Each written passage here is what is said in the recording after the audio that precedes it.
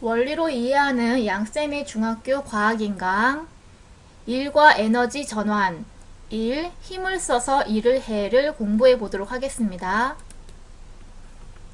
과학에서는 어떤 경우에 일을 한다고 할까요?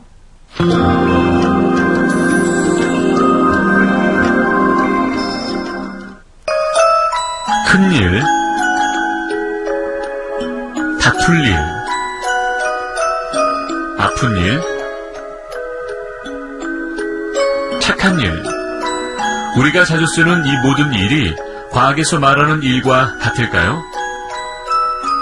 물체를 밀어 움직이거나 물체를 들어 올리고 물체를 끌고 가는 경우처럼 물체에 힘을 작용하여 물체가 힘의 방향으로 이동할 때 과학에서는 일을 한다고 합니다. 자, 책상을 밀고 가고 있는데요.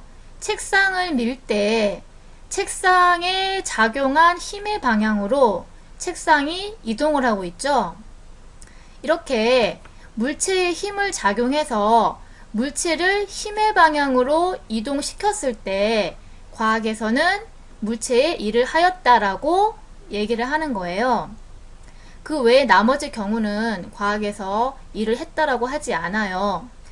왜냐하면 물체에 힘을 작용했는데 물체가 힘의 방향으로 이동을 하면 일한 효과가 나타나잖아요. 그런 경우에만 과학에서 일을 한다라고 정의를 하는 거예요. 자, 그러면 한 일의 양을 계산하는 방법을 알아보도록 할게요. 물체의 한 일의 양은 물체에 작용한 힘의 크기와 물체의 이동거리, 이거와 관련이 있어요. 물체가 이렇게 이동한 거리가 같을 때, 얘랑 물체가 이동한 거리가 같을 때 작용한 힘의 크기가 클수록 더 많은 일을 한 거잖아요. 그래서 그래프로 그려보면 가로축이 힘의 크기고 세로축이 일의 양인데 힘을 이렇게 2배를 주게 되면 일을 2배로 하게 되고요. 힘을 3배로 주게 되면 일을 3배로 하게 돼요. 그래서 힘의 크기와 일은 비례관계로 나오게 되고요. 이번에는 작용한 힘의 크기가 같을 때 물체의 이동거리가 길수록 일을 더 많이 하게 된 거겠죠. 역시 이제 가로축을 이동거리로 해서 그래프를 그려보면 이동거리가 2배가 됐을 때 일을 2배 더 많이 일하게 돼요. 이동거리가 3배가 되면 일을 3배 더 많이 한 거거든요. 그래서 이동거리와 일도 비례관계가 되는 거예요. 자, 그러면 생각해봐요. 만약에 힘을 2배로 주고 이동거리는 3배로 했다. 그러면 일은 몇 배로 했을까요? 2 곱하기 3 해서 일을 6배로 했겠죠. 그래서 한 일의 양은 작용한 힘의 크기랑 힘의 방향으로 이동한 이 거리의 곱으로 일의 양을 구할 수가 있다는 거예요. 자, 그래서 일의 양은 힘 곱하기 힘의 방향으로 이동한 거리 이렇게 계산을 하면 되고요. 그러니까 힘을 일정하게 줬을 때 이게 처음 위치고요. 쭉 이동해서 여기가 나중 위치가 되죠. 그랬을 때 일의 양은 힘 곱하기 힘의 방향으로 이동한 이 거리를 하면 한 일의 양이 나오게 되는 거예요. 자, 괄호에 있는 것은 기호인데 일은 영어로 work죠. 그래서 첫 글자 W라고 기호를 쓰고요. 힘은 영어로 force니까 첫 글자 F를 기호로 쓰고 이동거리는 space, 공간, 거기에서 첫 글자 S를 따서 기호로 쓰는 거예요. 그래서 W는 FS 이렇게 표시를 간단하게 할 수 있어요. 자, 그리고 일의 단위는 줄을 쓰고요. 줄은 이 과학자 줄의 이름을 따서 단위로 쓰고 있는 거예요.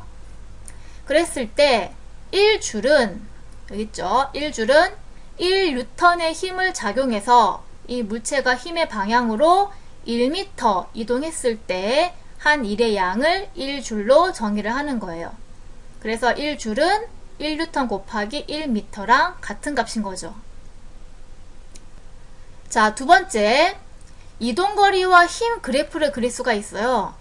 이동거리와 힘 그래프를 그렸을 때, 자, 이동하는 동안에 지금 같은 크기의 힘으로 이동을 하면 이런 식으로 이제 가로축에 수평으로 그래프 선이 그려지잖아요. 자, 그랬을 때 이 그래프 아랫부분의 이 사각형 넓이가 결국 뭐가 돼요? 이 넓이는 세로 곱하기 가로죠. 세로가 힘이고 곱하기 가로가 이동거리잖아요. 근데 힘 곱하기 이동거리는 1의 양이죠. 그래서 결국 그래프 아래의 이 넓이가 1의 양이 된다는 거예요. 자, 그러면 아까 했던 이동거리와 힘 그래프에서 1의 양을 구해 볼게요.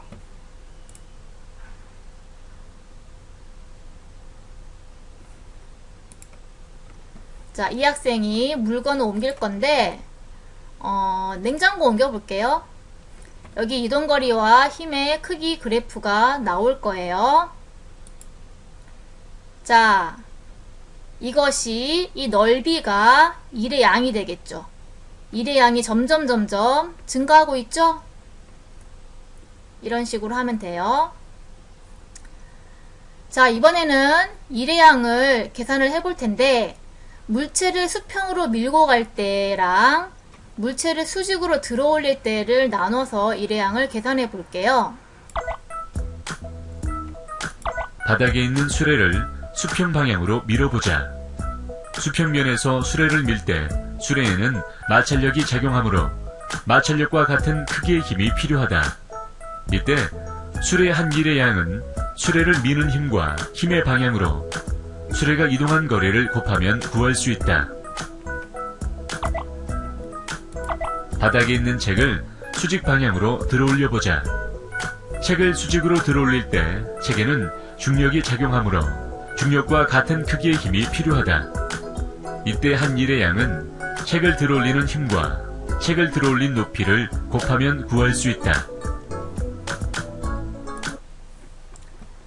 자, 그러면 이 물체를 수평으로 밀고 갈 때 1의 양을 계산해 볼게요. 자, 1의 양을 계산하기 위해서 힘의 크기와 이동거리를 알아야 되고요. 우선 얘가 이렇게 물체를 미는 힘의 크기는 실제 이 수레와 바닥면 사이에 운동 방향과 반대 방향으로 마찰력이 작용을 하고 있잖아요. 근데 이 수레가 일정한 속력으로 이동을 하고 있어요. 그쵸? 그러니까 등속 직선으로 운동을 하고 있는데, 자, 등속 직선 운동을 할 때 이 물체가 받는 알짜 힘은 0이잖아요. 그 얘기는 수레를 미는 힘이랑 마찰력이 같다는 거겠죠. 그래야지 이 알짜 힘이 미는 힘 빼기 마찰력 해서 0이 되려면 두 힘이 같아야 되는 거겠죠. 그래서 힘의 크기는 이렇게 볼 수 있고요. 그 다음에 이동거리는 그냥 이 수레가 여기서 여기까지 이동한 거리가 되겠고요. 그러면 이 학생이 수레를 이렇게 밀고 갈 때 한 일의 양은 1은 미는 힘 곱하기 이동거리인데, 여기서 미는 힘이 마찰력과 같다는 거죠. 그래서 마찰력 곱하기 이동거리로 해서도 구할 수가 있다는 거예요. 자, 두 번째로 이 학생이 물체를 수직으로 들어 올리고 있는데, 그때 한 일의 양에 대해서 얘기를 해보면요. 우선 힘의 크기를 알아보면 힘의 크기는 드는 힘이죠. 자, 드는 힘인데, 지구상에 있는 모든 물체는 중력이 이 지면의 수직 아래쪽으로 작용을 하고 있잖아요. 그래서 책이 이렇게 중력을 받고 있단 말이에요. 그랬으면 마찬가지죠. 이 책이 지금 일정한 속력으로 들어 올려지고 있고, 그러면 책이 받는 알짜 힘은 0이니까 드는 힘과 중력이 같아지게 되겠죠. 그래서 드는 힘 빼기 중력은 0 될 수 있게 되겠죠. 자, 그래서 드는 힘은 이 책의 중력과 같고, 책의 중력은, 그쵸? 그러니까 이 물체의 중력은 물체의 무게랑 같은 값이고, 그 다음에 무게는 어떻게 구하죠? 9.8 곱하기 물체의 질량으로 구하잖아요. 이게 다 같은 값인 거예요. 자, 그리고 이동거리는 이렇게 이동한 거죠. 그쵸? 그래서 힘의 방향으로 이동한 거리는 결국 물체가 들어올려지는 그 높이가 이동거리가 되겠어요.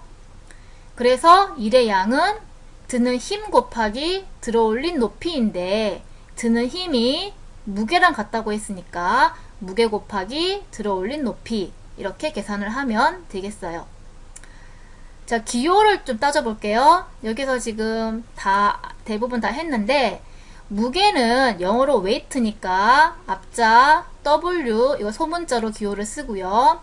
그 다음 높이는 height죠. 그래서 첫 글자 H를 역시 소문자로 써주면 되는 거예요. 기호로 쓸 때요.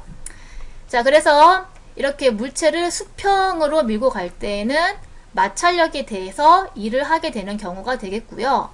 물체를 수직으로 들어 올릴 때에는 중력에 대해서 일을 하는 경우가 되겠어요. 어쨌든 이런 방법으로 일의 양을 계산해 주면 되는 거예요. 자, 이번에는 일의 양을 측정하는 실험을 직접 해보도록 할게요. 필통을 당길 따른 일을 측정하기 위해 힘을 측정하는 용수철 저울을 필통에 연결합니다. 그리고 필통을 수평 방향으로 서서히 0.5m 이동시키면서 용수철 저울의 눈금을 측정합니다. 이번엔 필통을 수직으로 서서히 0.5m 들어올리면서 용수철 저울의 눈금을 측정합니다.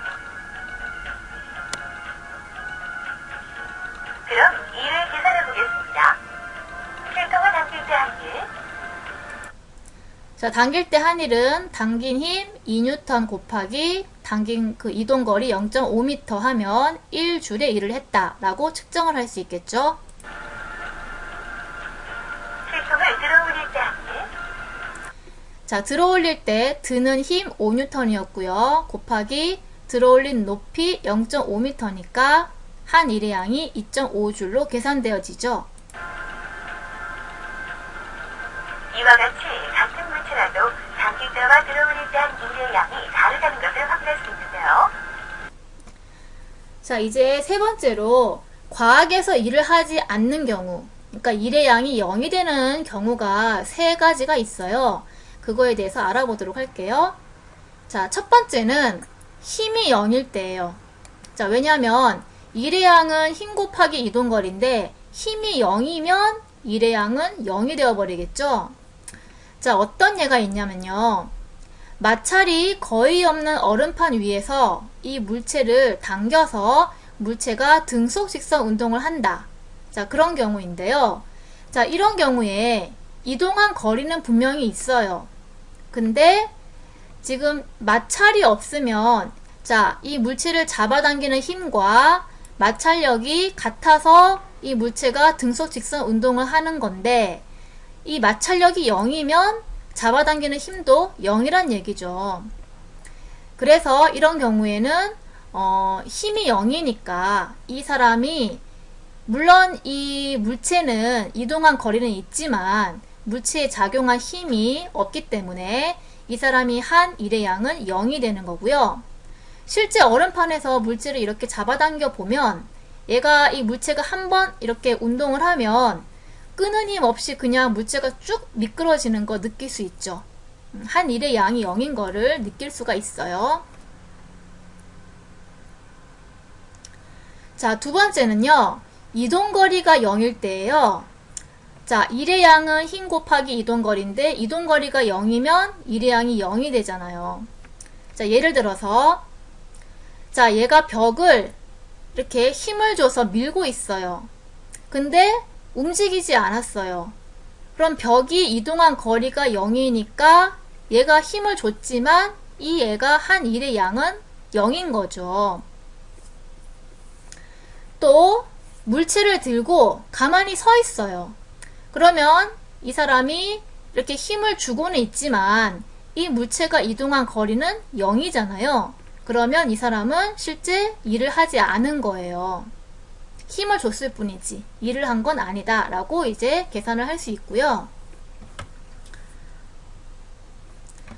자, 세 번째는 힘의 방향과 물체의 이동 방향이 수직일 때인데요. 예를 들어 볼게요. 자, 이 가방을 들고 수평으로 그냥 쭉 이 사람이 이렇게 걸어가고 있는 거예요. 그랬을 때 일의 양이 어떻게 될까? 자, 가방을 이제 들고 있으면 힘은 위로 주고 있는 건데, 가방이 이동하는 방향은 힘의 방향과 수직 방향으로 이렇게 쭉 이동을 하고 있어요. 자, 그러면 일을 구해 볼게요.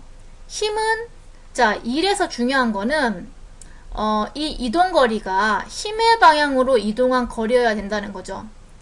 그러니까 힘을 위로 주고 있는데 이 가방의 경우에는 힘의 방향인 위로 이동한 거리는 0이잖아요. 그럼 결국 그 힘의 방향으로 이동한 일의 효과는 없는 거죠. 예, 그래서 이 경우에는 한 일의 양이 0이다 이렇게 얘기를 하는 거예요. 그래서 힘의 방향과 물체 이동 방향이 수직이면, 그쵸? 힘의 방향으로 이 물체가 이동한 거리는 0이 되기 때문에 이동거리 0 집어넣으면 일의 양은 0 이렇게 나오는 거죠. 자, 그리고 인공위성이 지구 주위를 돌 때에도 마찬가지예요.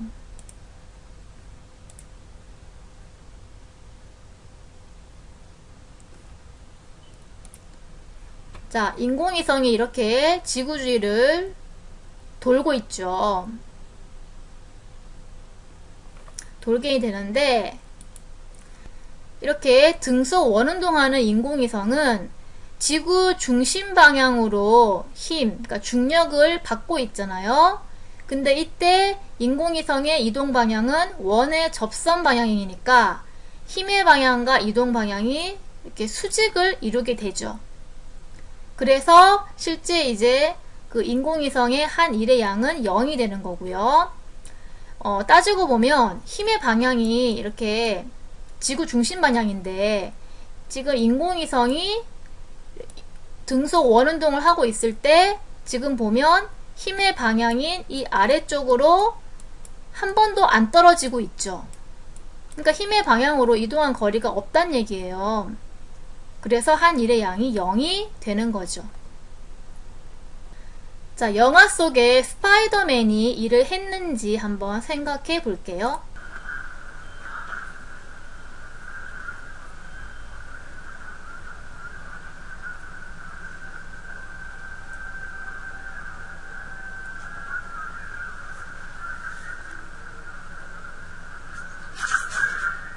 자, 스파이더맨이 거미줄로 식판을 잡아당기는 경우, 자, 이 경우에는 물체를 힘의 방향으로 이동을 시켰죠. 그래서 과학적인 의미에서 일을 한 경우에 해당하겠죠.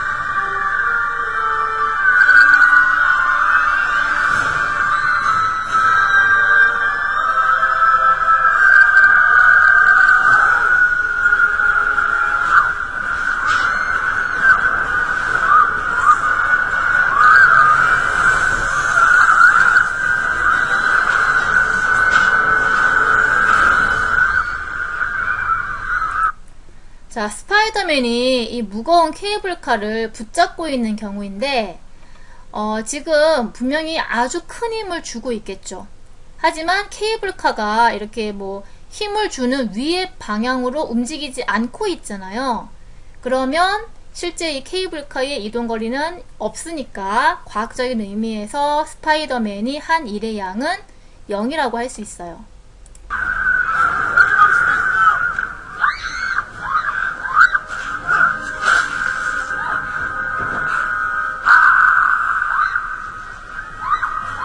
여기까지 수업을 마치겠습니다.